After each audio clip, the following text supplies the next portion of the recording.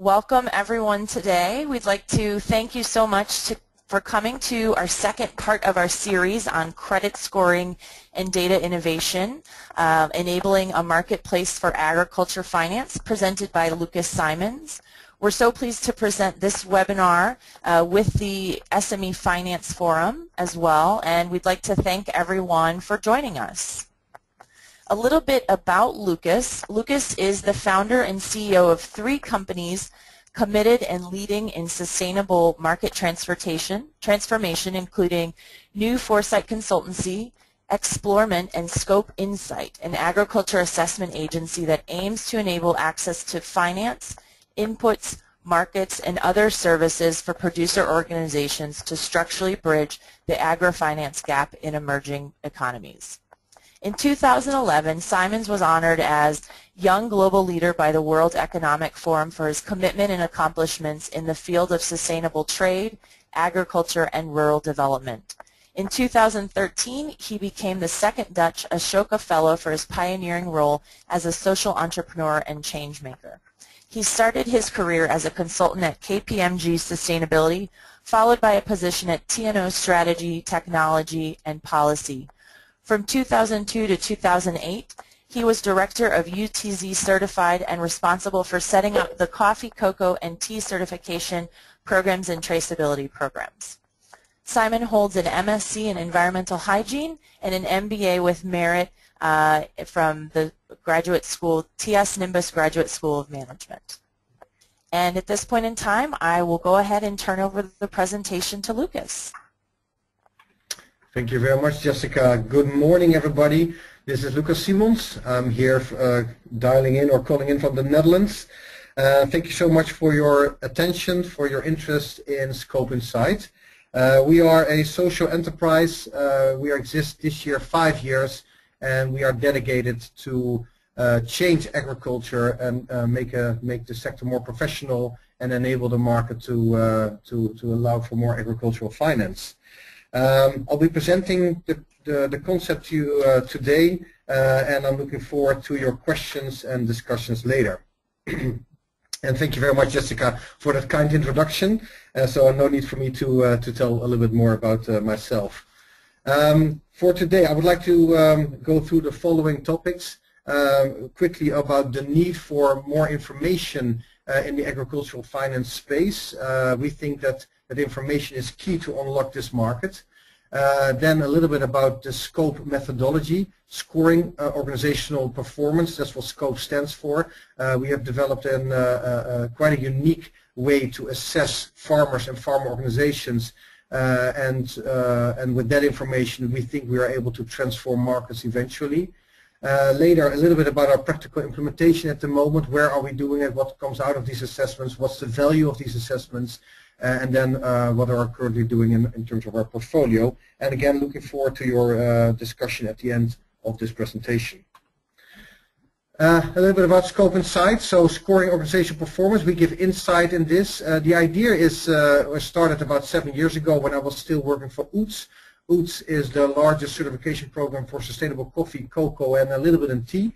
I was director of that organization, and we were able to build a global organization where we are certified farmers, coffee farmers, cocoa farmers, but then we found out that certification is great and it's all nice, but in the end of the day, what is the business case, and why are banks or funds not investing in agriculture, or why do these farmers not have access to these kind of funds? So that became a question that led to the shaping of SCOPEinsight. We started in 2010, and we believe that in order to make this market, we need to provide the right information to banks so that they can do their own due diligence, but against lower costs, and it's much easier to segment who are the better farmers and who are not. We need to lower the transaction costs, which are quite high at the moment. The distance between where the banks are and where the farmers are is simply too great, and getting the information is simply too costly. Particularly if you remember that they need a relatively low amount in the end of the day. We need to reduce risks because they are too high, or we need to understand the risks better so we can reduce them. and we need to create a more efficient supply chain, and very important, that same information must lead to more effective capacity building, because at this moment there are not enough bankable producer organizations, and so the market is relatively small. But if we use the information also to create a pre-pipeline of more bankable farm organizations coming up, then we can increase the pie, and we will also get more interest from funds. And so this is what we're doing, and we believe that this is all possible simply by adding information to the equation, to the discussion. Then this is all possible. If we look at the landscape at this moment, we see different organizations that have different needs and different questions, and these are just 3 of them. We could actually add 2 more. But so the first one are financial institutions. What we see is that more and more of these are looking at agriculture as a blue ocean, as a market with huge potential. I think we all know the big numbers that are thrown around. Some talk about 85 billion, others are talking about 450 billion. Actually, we don't know. There's a lot of guessing and assumptions there. But what we do know is that the market is huge. The need for finance and financial services in agriculture is very large. And this market is factually untapped at the moment, and so more financial institutions are looking at this at agriculture. But of course, they are asking themselves, where is the market? Who can we trust? Who can we not trust? Can we get a pipeline so that we know that there's sufficient numbers of bankable producer organizations? PO stands for producer organizations. What is the information? Where is the information that we need to do our due diligence? What is the assurance that we can have that they can actually repay the loan? And how do these producer organizations compare to others? So these are some of the questions that these financial institutions have. At the same time, we also see the large traders and processors and food companies that are active in this space, and they are looking at the farmers through the lens of suppliers. And there the questions are, how can we help them to become more professional, more sustainable, have higher productivity? How can we reduce side selling? How can we reduce default rates? Which of these producers should we invest in, or perhaps even pre-finance some of them? And which producers should we not work with? So these are questions that some of the traders and processors are having. And then, of course, we have the producer organizations themselves who are in need. If they are professional, at least, if they are business, then businesses need access to finance, access to inputs, access to services, etc. But there the question is, of course, who are the better ones, so we should actually invest in them.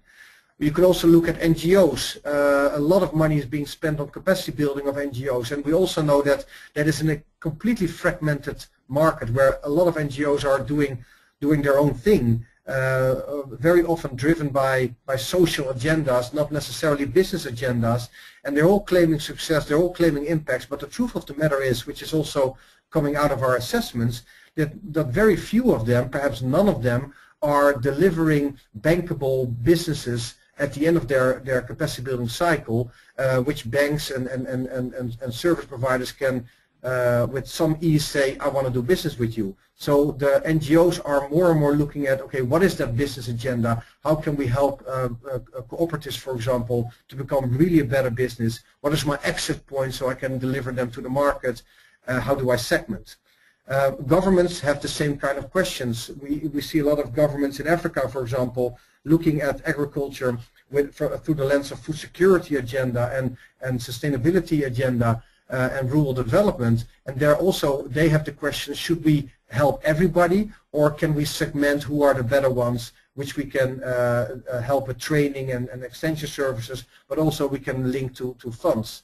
So the end of the day is that what we see, no matter where you're coming from, if you want to be in the space of agriculture, your ability to segment between the better ones and not the better ones is crucial. You need to be able to know who is more professional, what are their strengths and weaknesses, what are their needs, and separate the good ones from the not yet so good ones, and from the ones who probably never will be a good farmer. And then, based on that segmentation, now you can decide who you will help with your capacity building and which one you are eventually investing in. And that mechanism that segmentation mechanism then leads to a sort of upcycle, where information about who is the better ones leads to being able to connect them to the capacity building programs. You know what kind of capacity building they need. You also keep track of it. You can build their portfolio, their track record. You have your own monitoring and evaluation. You know what the impact is of what you're doing, and based on who is the better ones, you can link them to banks, to input providers, etc. So this is an upward cycle that we're trying to introduce that eventually will link supply and demand in a much more efficient way, and then be able to create a market. So I know that we have quite a number of financial institutions in the audience, and I assume that most of you are also active in agriculture or looking at agriculture, how to become active in it. And so my question to you is here. This a typical cooperative, one in a cocoa cooperative in this case, one in Ivory Coast. If this organization would come to you, then based on what would you decide to give a loan to them or not? This is important. You don't know anything about them, so what are some of the questions that most of you would have? Well, here are a couple of them. What is it they need? Can they repay my loan? Do they have collateral? Do they have a track record? How long are they in business? Did they receive loans in the past and did they pay back? Are these professional organizations? How do they deal with their members? What are their financial ratios? But also, what is the proof that they are actually good in what they're doing? So these are quite a number of normal questions that you would have, but the loan that they will need is, for example, $20,000 or $50,000. And if they are 600 kilometers away from you, then how do you get that information? The experience shows that most of the questions that you will ask are not understood by many of these cooperatives. They don't understand what you need in terms of information, why you need it. They are afraid that if they give you the information that you will decline them.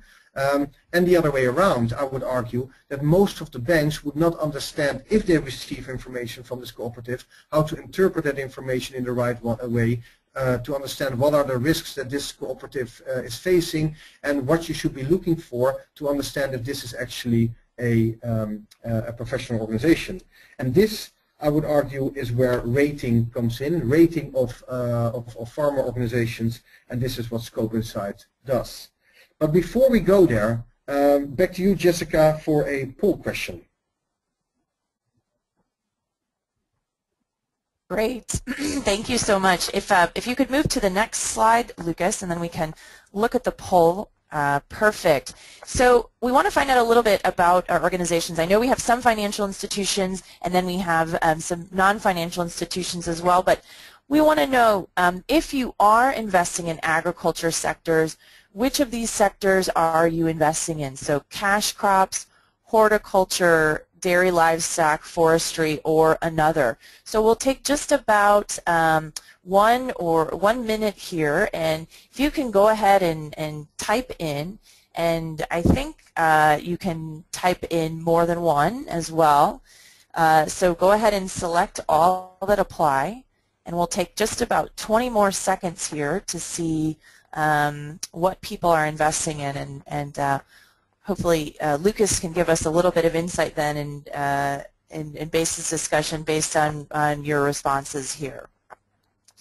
So we'll take just about 10 more seconds.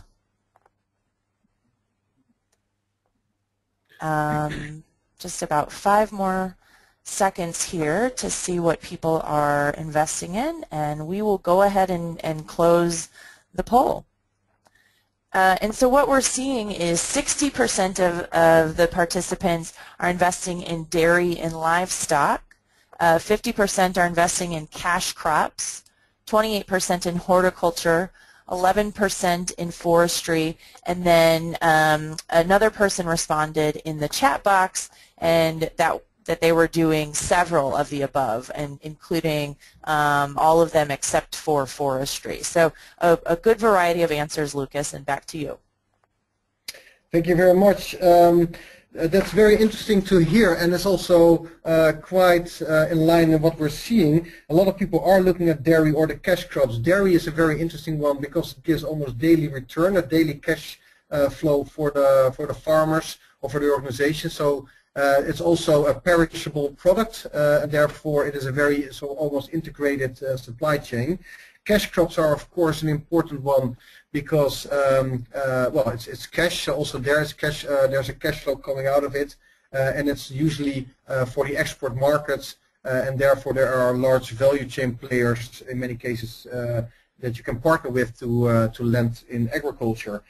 Forestry, I was surprised to hear 11%. Normally, that is percentage is much lower. What we encounter, forestry is not a very easy sector. It depends, of course, where you're doing it and how you're doing it.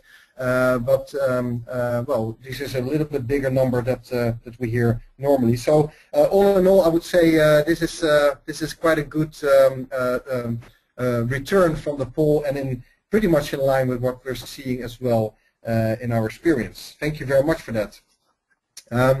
So a little bit about the SCOPE methodology. So I think we would all agree that if you want to play in the agricultural space, then segmentation is key. But the question is, of course, based on what do you segment? I know that there are other rating or credit scoring mechanisms out there. Some are looking at the kind of mobile phone credits that you have, or you're looking at certain psychological profiles or social profiles of the lender, and these are, I would say, very interesting and ways of segment who is the better one and who is not. But that kind of thinking in our logic it only ticks one of the boxes, and we need to tick multiple boxes. We need to be able to segment. We need to know who's the better one, who's not. But at the same time, that information should give you real insight on their strengths and weaknesses and risks of that particular organization, and that information should also allow for the capacity builders to know what should they be doing in order to improve this organization, get them to a higher score, build that track record, and use the same kind of information to make sure that the next generation of bankable producer organizations are ready or coming up, so that you as an investor know that, okay, I understand where these farmers and farm organizations are coming from.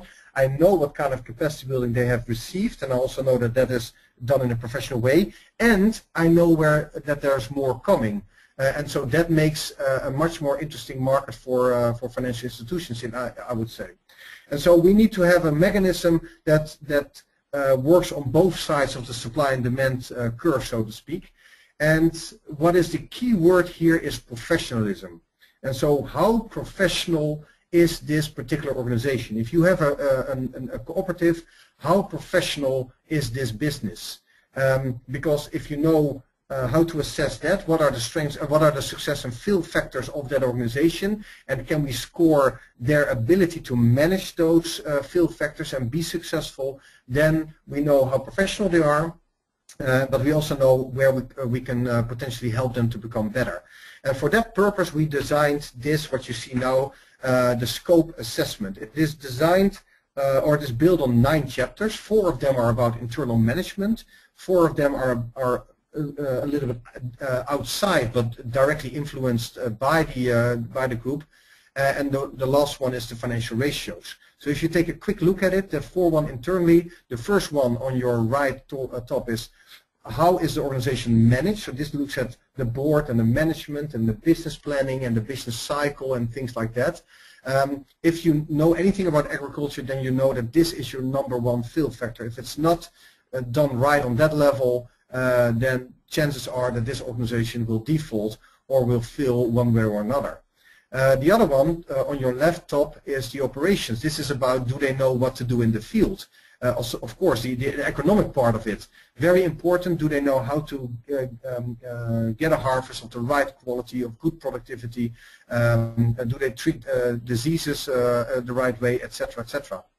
Then left below is everything that has to do with record keeping and financial management. Very important. Do they have an internal record keeping system, but also do they know their cost price? Are they financial literate, etc. Then also internally is sustainability. This looks at how are they dealing with the human and natural resources that are influenced by this organization. So this is about what are the topics that you want to know about of the internal organization. Then it looks at how does it deal with the inputs. Does it get the fertilizers or the seedlings or the chemicals or other things that it needs on time and of the right quality, and do they actually know how to use it? This is very important, particularly in agriculture. In some regions there are a lot of bogus materials going on, or they are too dependent on certain inputs but they're not receiving it, or there's not a quality supply of it. And so you can imagine that this influences the performance of the organization quite a bit. Then on the other side, to whom are they selling? Do they have long-term contracts? Can they wait out low prices? Do they have alternatives? Or are they dependent on one intermediate, for example? So this is another very important one. If you look at above, the external risks, you cannot rule out these risks: drought, pests, diseases, etc., etc. They're there, they're real. But very interesting, some farmers or some sectors are much better able to deal with these risks when they happen than others are a complete victim to that. So you want to know, are they happening? How often are they happening in for that particular organization or in that particular sector, and what is their ability to deal with them? And then finally, the enablers, are they part of a support network, or are they pretty much on their own? Very important, of course, in agriculture. And this all leads to the financial performance as chapter number 9. This is your usual ratios of cash flow, balance sheet, the different ratios. So this is what we call the Scope Pro, and as the name already suggests, this assumes that the organization is already a little bit mature. It measures, it scores the level of professionalism of this organization, and it does so by looking at management maturity on the one hand, and the other hand it looks at quantitative data like amount of hectares, number of trees, financial accountancy, financial reports, etc., etc.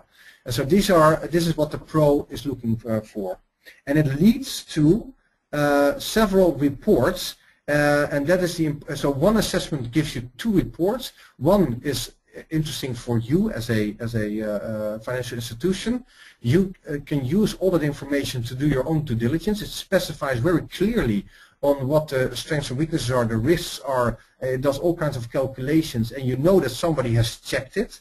And it gives another report, and that goes back to the farmer and to the capacity builder, and then it speaks the language of capacity building, saying if you want to help this producer organization, then particularly focus on these and these areas, because they're particularly weak, and it's very important that they strengthen, because then one, they will score higher, but also they will become a much better, more viable business, and therefore lower risk for other organizations to do business with. We started with this Pro assessment 5 years ago. We developed it in 2010, 2011, and since then we have done I think it's already over 450 assessments in all kinds of sectors and all kinds of organizational types.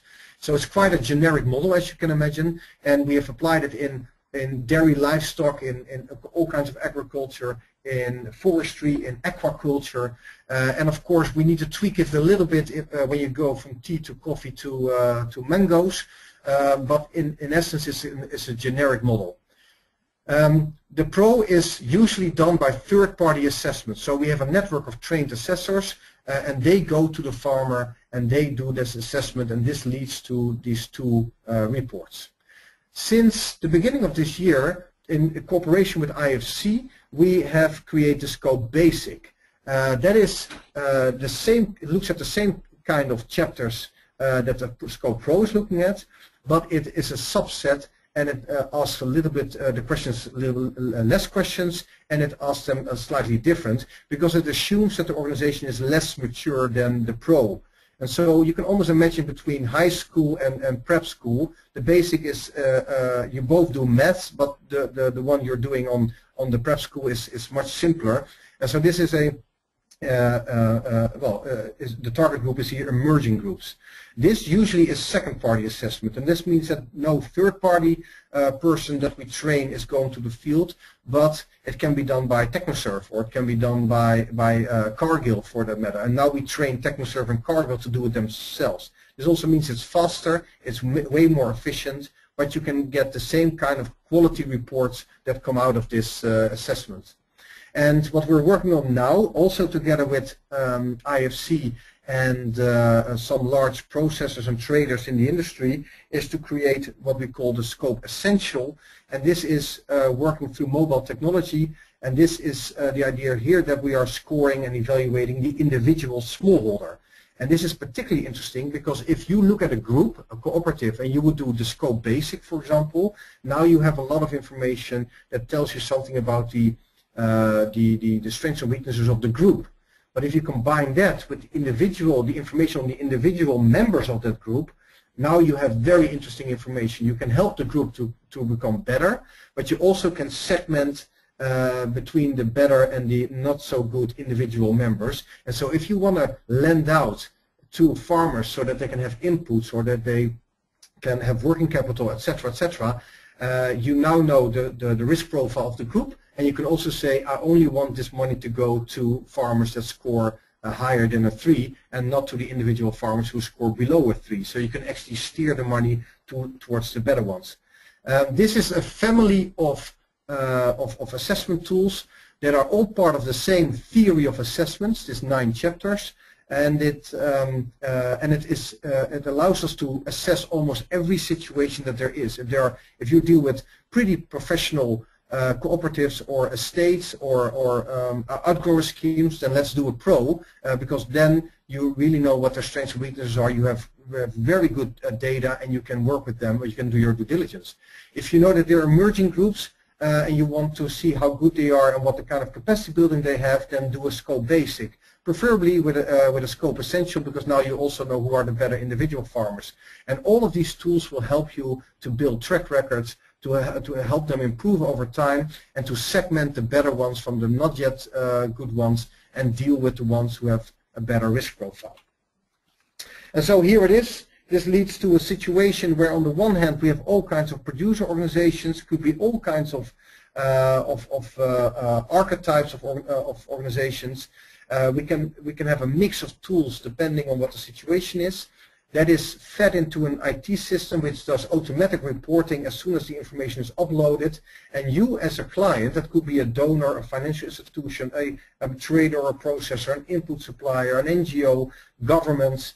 If you are interested in understanding the strengths and weaknesses of your supplier base, then you can have access to that particular part of the information. You can compare all these farmers together, you can segment them, but also we will provide you with benchmark information from all the other farmers that we have assessed in that particular sector or in that particular country.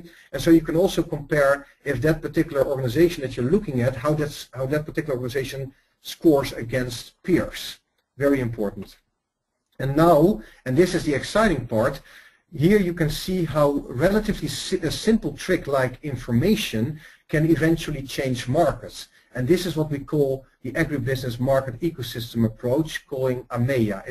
It's a process that it's a program that we're developing now with IFC, and it's a global movement where we want to link up with all kinds of organizations, from financial institutions to donors to leading capacity builders to perhaps to large input providers or processors, and who all want to be part of this ecosystem approach. The idea is that if we are able to assess, rate farm organizations, then on the one hand, to your left, that information can go back to the farmers and to the capacity builders, and we know what kind of capacity building we should be able to give them so that they improve over time.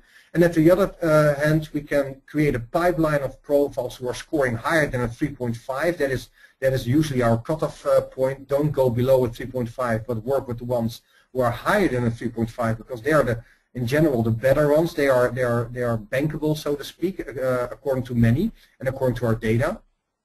And so that pipeline we can generate to everybody who is interested in dealing with the better ones.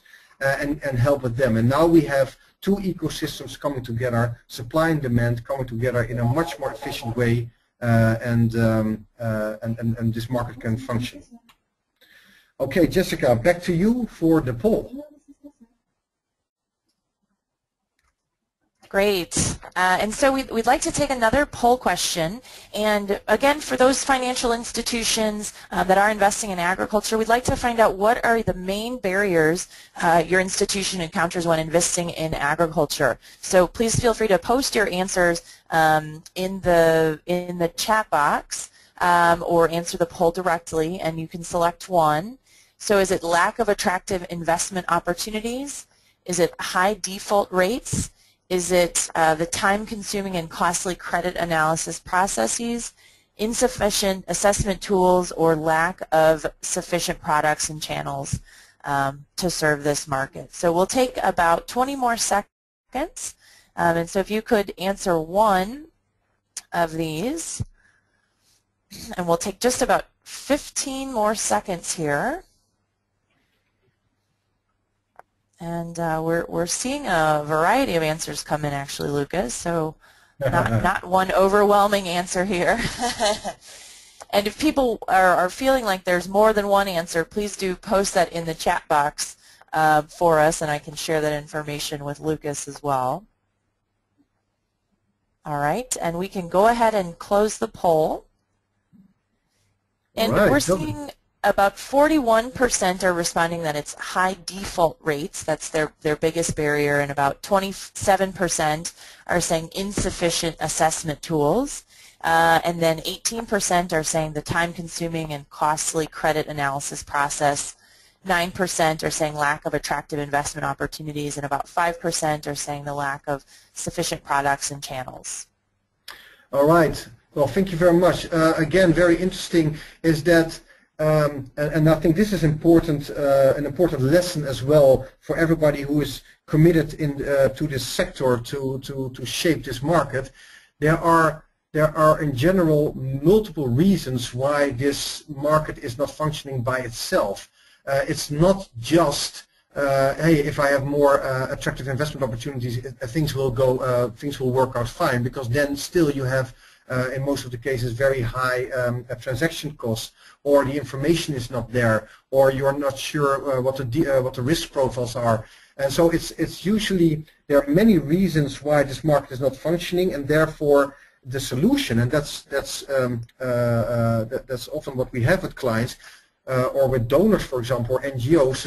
If there are multiple reasons why something is not functioning, then the solution should be also more holistic. It's not about we need more funds and then everything will be okay, or we need more risk sharing facilities, or we need more farmer training. It's all true, but the trick is that we need to do it in a way that all these things come together, that they work together.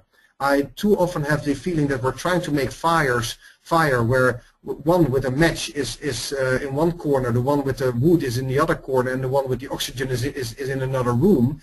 And then we wonder why fire is not happening. Well, because all of these things are necessary, but they need to come together and create one functioning ecosystem. And that's where, again, we feel that doing that on the basis on a common language, what will determine professionalism, and based on that we can do the right capacity building. Based on that we know what the default or the risk profiles are, and based on that we know who the better attractive investment opportunities are, and based on that we are able to lower risk and the due diligence costs. Now we have a system that well, can produce fire.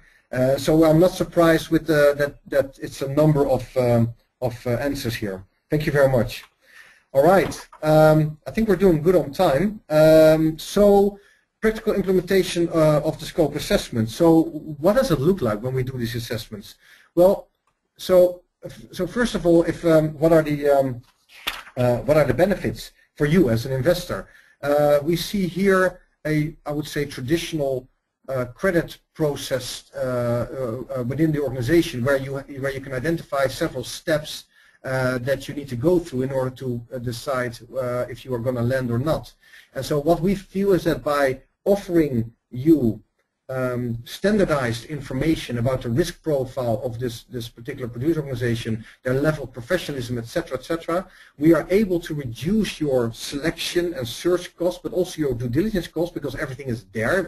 You can download it at the comfort of your desk, so to speak.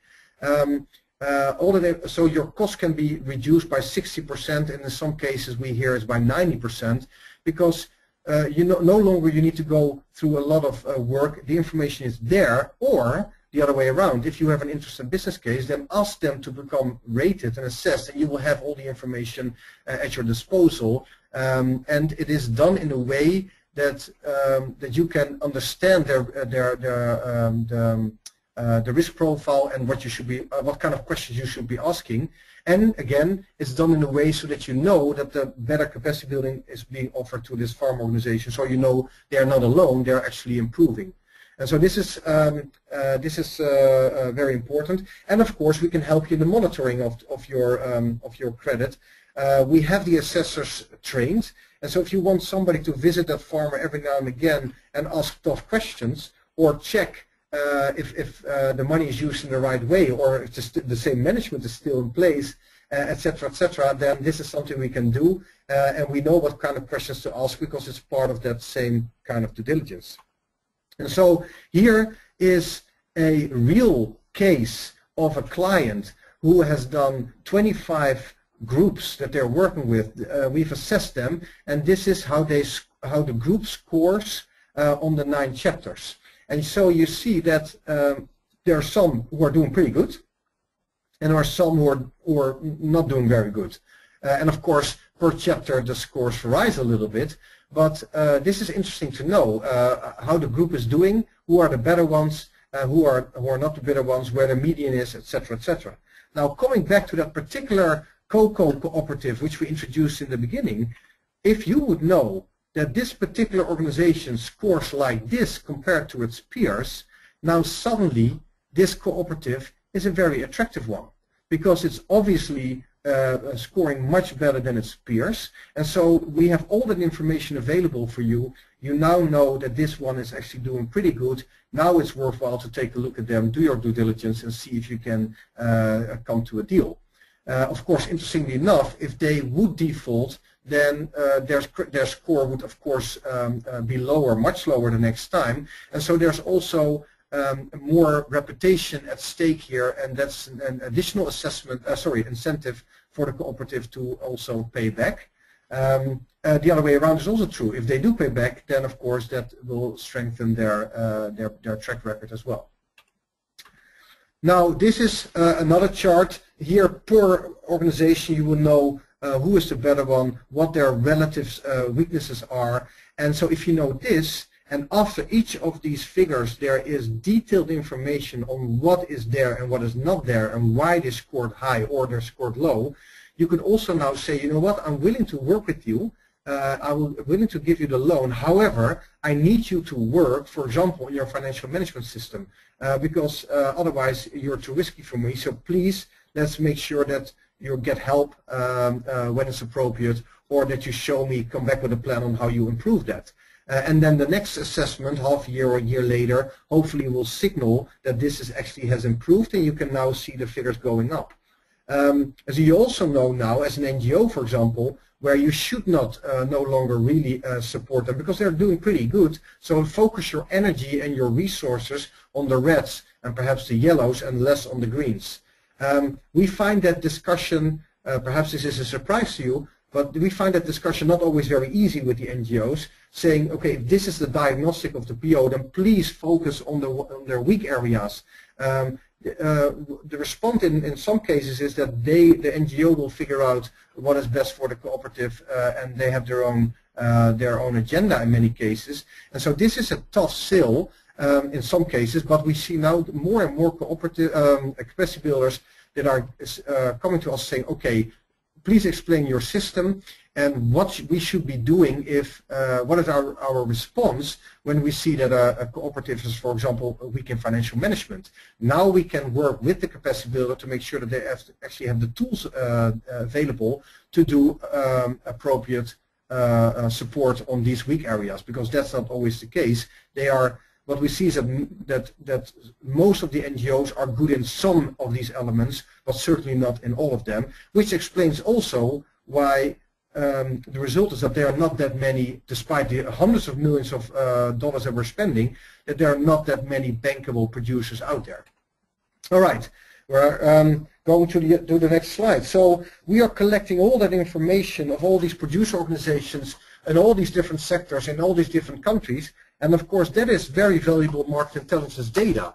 And so we know their size, we know their needs, we know what kind of amount they're looking for, we know what they want to use it for. You can see some of the information here. This is real life. It's in our insights reports, which we presented last year, and we're going to do another one this year. We know for how long they're looking for a loan. We also see a clear relationship between their financial their ability to get finance, to attract finance, and the level of scoring. So you can see it going up. And what we're saying is that it becomes really interesting above a 3.5. Below that, it's a little bit too risky, and then or you only want to do it if there's clear link to capacity building, so they're handheld and they're improving. But higher than a 3.5 is pretty interesting, and you as a financial institution should be looking at them, or your competitor probably will. And so this is the kind of market intelligence information we want to make available. And so sort of coming to a conclusion on what is the value of what we're doing. So with a simple tool that Scope is bringing to the table, we are able to segment the better ones from the not really good ones, or not yet good ones. We therefore are able to get to create a pipeline of professional producer organizations, and we're able to link that to you as soon as we know what you're looking for. If you're looking at dairy, then let us work in dairy for you, and if we can understand your needs and your concerns and what you're looking for, then as soon as we have one, we can bring it to your doorstep with all the information that is there, including benchmark information. It will cost you time. It will save you time, and it will cost you save you a lot of cost on the due diligence, because all the information is there. We can help you with the market intelligence, understanding how they score compared to others, but also against other sectors perhaps. We can build a track record of the producer organization and monitor it. We can work with capacity builders so that you know that the right capacity building is being given. And actually what we're doing together with IFC is creating the right kind of curriculum, which is the kind of training that is offered to producer organizations.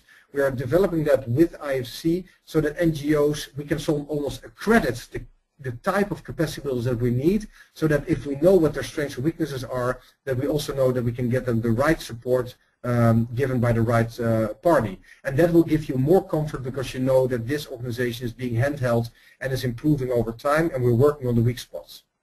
And of course, eventually we want to be able to create a bigger deal flow for you with lower risks and lower costs, and create a bigger market.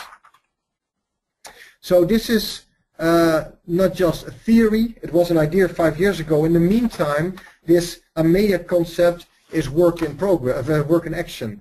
It's really happening. We're working with several organizations on different parts of this ecosystem. For example, on the market side, we're working with large organizations like DSM, Heineken, Cargill, and some which we are not able to mention at the moment. Large food companies or processors and traders who see that they have a question that they cannot easily answer by themselves. They need to improve the productivity of their suppliers, they need to increase productivity, and that requires access to inputs, access to finance, access to services. And so how do you do that? How do you do that in an economic, smart and viable way? And they see that CapPlus offers them a unique tool. On the other side, we're working with all kinds of capacity builders who use this diagnostic to understand what the kind of capacity building is that these producer organizations need, so we can build a track record, and at some point they are interested enough to bring to a fund or to the market. We're working with IFC on many of these assessment tools, on the curriculum. We're working with their clients. We're just starting with TTC, which stands for Text to Change, a leading mobile technology operator, which we're able to send SMS surveys to the individual farmers, so we can almost sort and grade them on that level. we're working with KfW and ATIF, etc., etc. This is an ecosystem in the making, and actually what we're doing, we're being asked by the Clinton Global Initiative to shape a commitment this year where we want to stand on stage with some of our leading partners who are committing to this AMEA concept, to this ecosystem concept, and see if we can do this not just on a local level in Kenya, for example, but we can also do this on a global level because we see the same kind of questions everywhere. So we're looking for partners. We're looking for financial institutions who want to work with us to create this market. Tell us what you're looking for. Tell us your experiences. Tell us what kind of deal flow you're looking for, and perhaps we can assess organizations for you, or we can assess your current portfolio. We can also map your information, what you have about your clients, map it to our organization and see if we can actually work together on understanding what the relationship is between your information and that level of professionalism. Can we put a grade to it? Can we score that and then learn from it? If you want assessments done, then please come to us. We can do it third party, second party. We can do it on the pro, on the basic, on the assessment level, or the essential level. We're looking for value chain players like the Cargills of this world that are looking to scan their supplier base and to know with which one they should be working and investing and which one not yet. Very powerful. And then together with these supply chain parties, we can go to banks and see if we can get money through them in the hands of farmers. If you are an NGO, a business developer, then please come to us. See if we can map your current curriculum against this assessment tool to see if you're really able to help producers to become more bankable. We can scan the farmers that you're working with, help you become more effective and perhaps even accredited. And if you're a donor, then please come to us, because as you can understand, building this ecosystem, although we're doing it with the partners, is heavy work. It requires some heavy investments. And we can certainly use your help, not just for us, but also for our partners, to get all these moving parts working together. And so, if you are interested in this, please come to us, and we would really be interested to talk to you. So here we are, all over the world. We have our headquarters in the Netherlands. That's where I am now.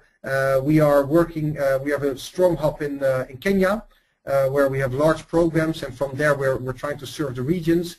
We are working more and more in West Africa, Ivory Coast, Ghana, a lot in cocoa, and we have some exposure in Central America. But our exposure is now moving very quickly, particularly with our partnership with the World Bank. We're being connected to large programs out there. So this is already an outdated map.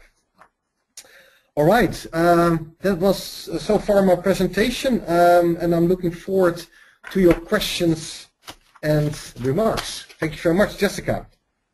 Great, Lucas. Thank you so much. We have had a couple questions come in, and this is our period of time that we will take more questions, but something that we also like to do is give a couple of our financial institutions the opportunity to share a little bit about their experience doing agriculture assessments, because the peer learning aspect is critical to our model as well. So I'd like to turn it over to one of our partners in the Philippines. And Jed, can you hear me? We're hearing you, Jessica. Great. Jed, if you or Ms. Agnes could share a little bit on this topic, and if you want to give us the name of your financial institution as well, that would be very, very helpful. Okay. With me is Ms. Agnes Angeles. She is currently one of the heads for our small SME banking group. Ma'am Agnes? Good evening, Jessica. Hello. Good evening. Yes. Is the sound okay? Yes. Yes, the sound is perfect. Okay. Thank you. Okay. Yes. Oh, well, my sharing with you would be quite general, but I think in one of the segments presented by Scope, somehow we were able to to link up to strengthen our agricultural lending by linking up with third-party buyer institutions. So just to give you a profile, the bank, we do have a risk cap for our lending as dictated by the central bank. Given the profile of our branches, we have very clearly defined policies.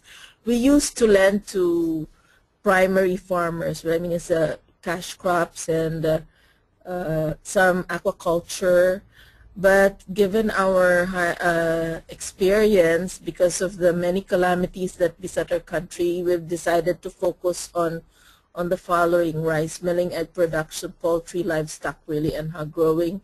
And since also this is really the mass market, the mass market demand for these products in our country is very high. Our lending has been very selective. Where we have been successful is really working with the buyers for the livestock. We've created the tripartite agreements. We've created guarantee programs with them, and somehow that has strengthened. I've noted that scope, the presentation included Cargill, and we did some projects for some distributors, and that also helped our agricultural lending activity. There is no single profile based on our experience, and if we want to mitigate risks, we really look at, well, in our case, more entrepreneurial. The entrepreneurial competence is much higher than the normally expected, and we believe that that condition is our primary requirement. We don't do grassroots farmers as before. We also work with clients who are able to take a lead in helping farmer or NGO sectors. So what we call platform lending has assisted us in our agricultural lending activity and lessen the risk of default as well along the way. So I guess that is our sharing in as far as Planters Bank is concerned. Wonderful. Thank you so much, and it's good to hear how some of that fits into the pieces that Lucas was sharing from SCOPEinsight. Lucas, any thoughts on what Ms. Agnes shared before we move into some of the discussion questions? Yeah, well, very quickly. This sounds very interesting, and it's a familiar approach. What we see is that by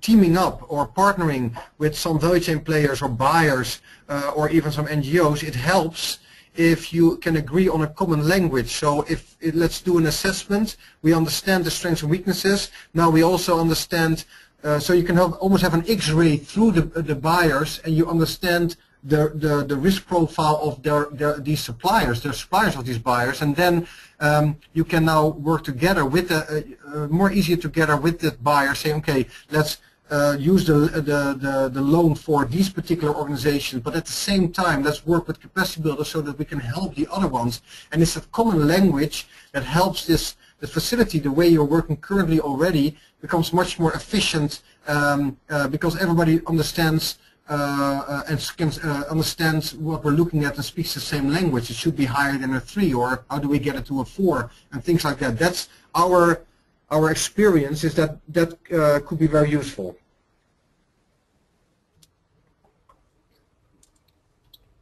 Great, thank you very much. And this actually ties into a couple questions that we've had around the size of farmers that your type of technology or agriculture credit scoring or assessments could work with. So Planters and Ms. Agnes, they're sharing that they're not really working with those grassroots farmers anymore, that they're working more with the suppliers and the buyers. Do you have a minimum size farmer or group that you work with, and what's really ideal for the assessments that you've been discussing? Yeah, we get that question a lot, and it's one of the most difficult questions to answer. What is the usual size? And if we work globally, and so it's very dependent on per country, per sector. But if we look at the group, so we are working with groups of 50 farmers, 50. That could already be interesting enough to do a basic, for example, where if you're going there anyway, then use the basic for an assessment and you'll get a good profile out of it. But we have also worked with second-grade cooperatives of 10,000 farmers or even more in some cases, which of course is more on the pro level. And so it really depends, but there needs to be a sort of management unit or management entity, if I would say so. Otherwise, what are you measuring?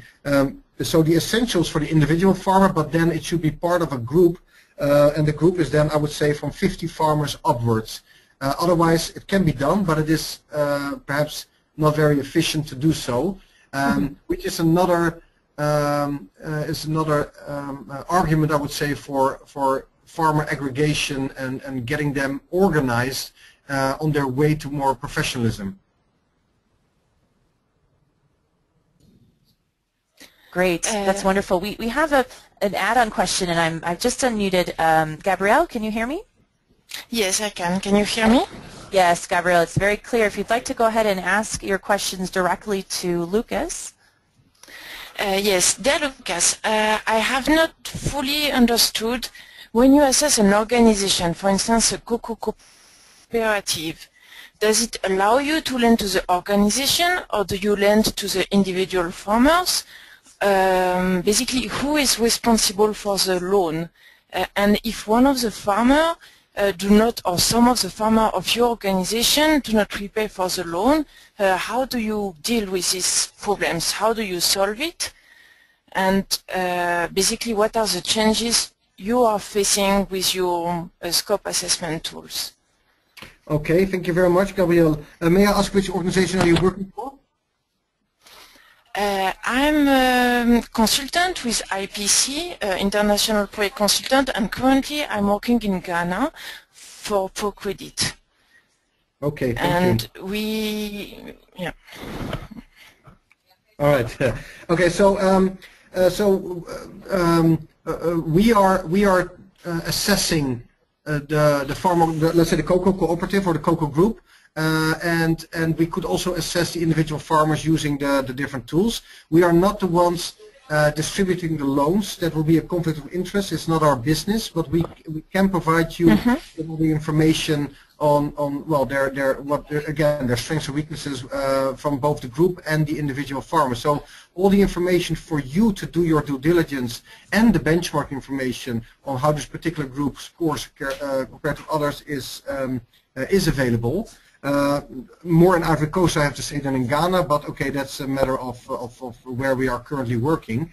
And so, who is responsible and who should get the loan? That depends quite.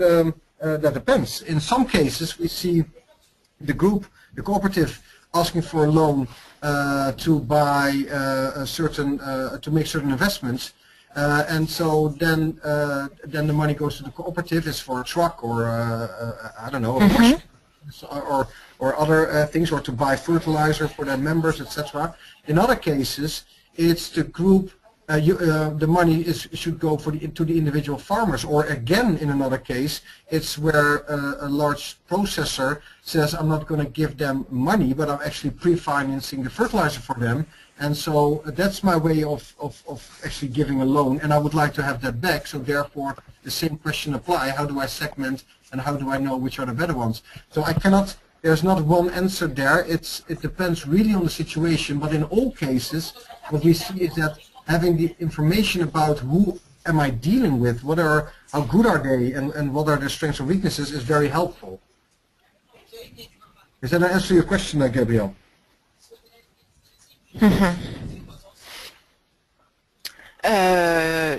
Yes, partly, but then we would need to discuss this a lot. So thank you very much. All right, I'm sorry that we don't have enough time, but I'm looking forward to have a conversation with you on the site to understand perhaps better your situation and how we could, how we see how we could help here. Yes, I would love this. Thank you. Great. We will make sure that we connect you offline after the webinar as well. We've only got time for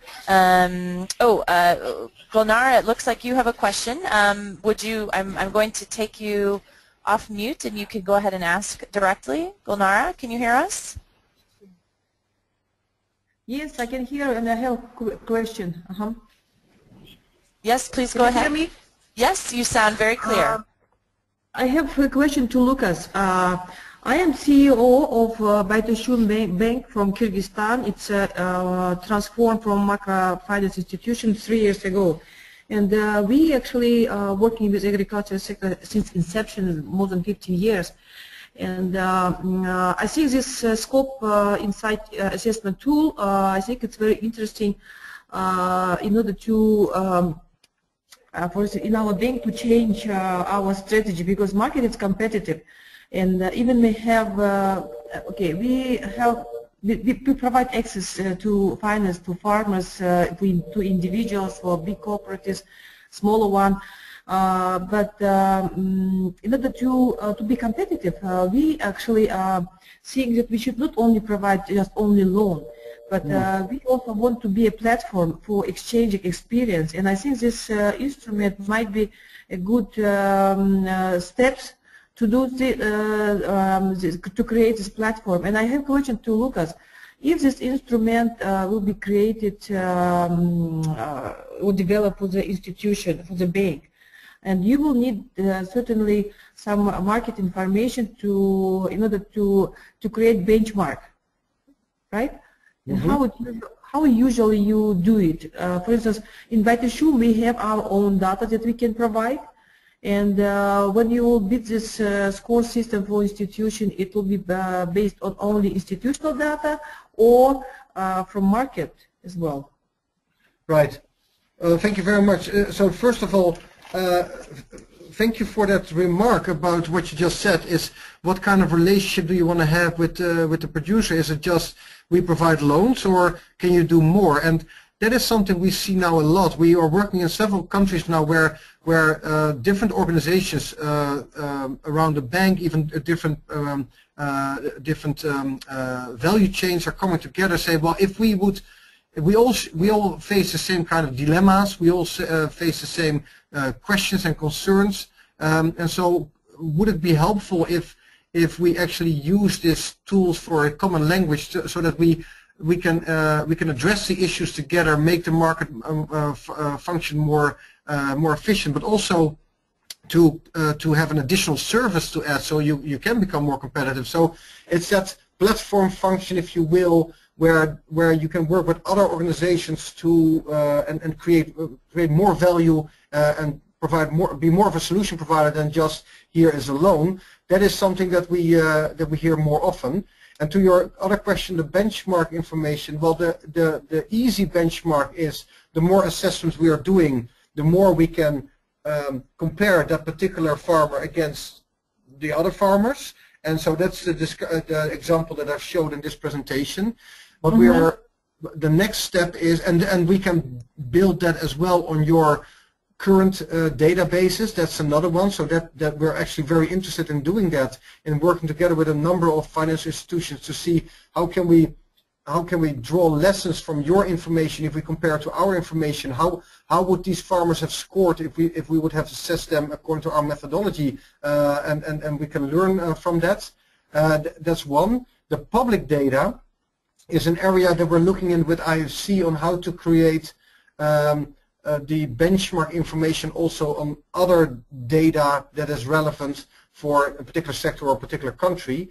It is not something that we have worked on at this moment, but we are getting that question more and more. So it's one of the things that we want to work on with World Bank. Okay. Thank you. Thank you. Wonderful. Well, two more very quick things. Lucas, if you could move the presentation to the final slide. I think it has your information on there, and we had several people ask for your details. Feel free to connect either directly with CapPlus Exchange, and we can connect you directly with Lucas, or his contact information is here on this slide as well, which we will be distributing as well as posting online. And Lucas, just as a final point, can you let us know when the Scope Essential will be ready for sharing for the public? Well, for sharing, what do you mean with that? No, but we are. Well, the question is how soon will it be ready? So that's right. a better question. When is it ready to go? Well, thank you for that question. It's we are doing this in Cocoa with a large processor at the moment together with IFC. We think that the first version will be ready in 1 month's time for testing, and according to planning, we will have tested it in I think in 3-4 months' time. It will be ready for upscaling and usage, and so second half of this year it will be ready for implementation. Perfect. Very, very helpful. We'd like to thank everyone so much for attending. We had a very large audience today from a very diverse group of institutions, and thank you so much to Lucas as well for sharing the innovations that are coming from SCOPEinsight. And we'd like to invite everyone to our LinkedIn group, and we will post a question that we didn't have time to answer on there, and so we invite you to continue the discussion on some of this agriculture lending and to join us in our third session in April. So thank you again to Lucas, and thank you to all of our participants. From my side, thank you as well for your attention. It's been a pleasure. Thank you for your questions as well. Thanks very much.